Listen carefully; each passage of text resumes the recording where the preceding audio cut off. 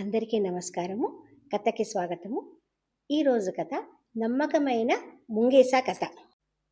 తొందరపాటు నిర్ణయాల వల్ల కలిగే నష్టాన్ని తెలియచేసే ప్రసిద్ధ పంచతంత్ర కథ.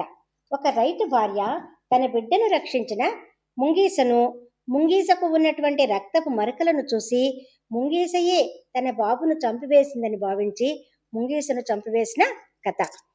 ఒక గ్రామంలో రైతు దంపతులు తమ బిడ్డను చాలా ప్రేమగా చూసుకునేవారు. అదేవిధంగా వారు ఒక ముంగీసను కూడా పెంచుతూ ఉంటారు. అది కూడా వారి బిడ్డతో చాలా నమ్మకంగా ఉంటుంది.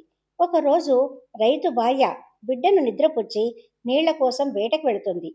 ఆ సమయంలో పాము ఇంట్లోకి వస్తుంది. ముంగీస పామును చంపి బిడ్డను రక్షిస్తుంది.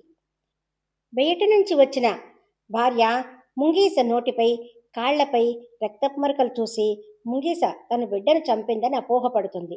కోపంతో ఆమె నీళ్ల కుండను ముంగీసపై విసిరి చంపివేస్తుంది.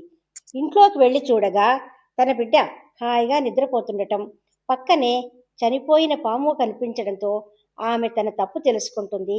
తొందరపడి ఒక నమ్మకమైన జీవిని చంపినందుకు చాలా పశ్చాత్తాపపడుతుంది. ఎంత వారైనా తొందరపాటులో తప్పులు చేస్తుంటారు. చివరికి ఆ తప్పును తెలుసుకొని బాధపడుతుంటారు. తొందరపాటు ఎప్పుడూ కూడా ప్రమాదానికి హేతువు. ఆ తల్లి బిడ్డకు ఏమైనా జరిగిందో ఏమోనని భయపడి ముంగీసను చంపుతుంది. ఇచ్చట తల్లి ప్రేమ ఉంది, కానీ తొందరపడటం వల్ల ఒక నమ్మకమైన ముంగీసను కోల్పోయింది.